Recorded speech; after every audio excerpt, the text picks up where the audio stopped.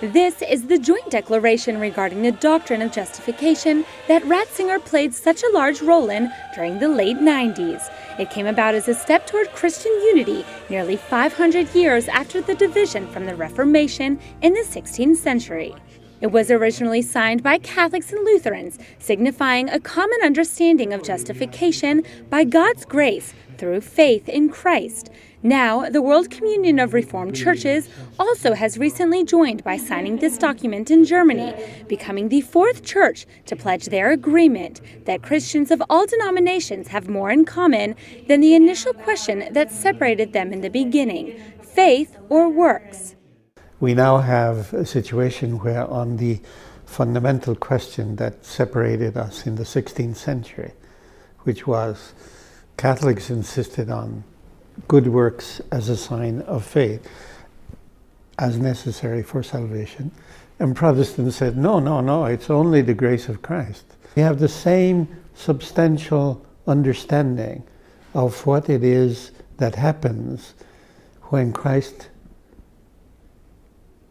saves the sinner. This is the whole point. So we have, if you wish, a very central point of our faith that we thought we disagreed on, and now we realize that in the substance we agree. With this understanding comes a basis on which the churches can build a deeper relationship and help one another share the gospel. After the Lutherans and Catholics signed the document in 1999, the Methodists joined in 2006. This year we'll see two churches sign, starting now with the World Communion of Reformed Churches, and the Anglican Church will also do so in October 2017.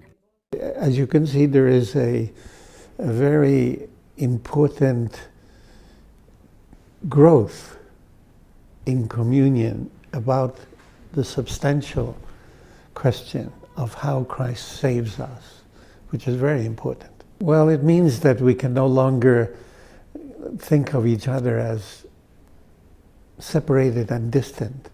We are now in a position to work together more closely and to help each other to preach the gospel, basically, because we have so much in common that we didn't realize before that we had so much.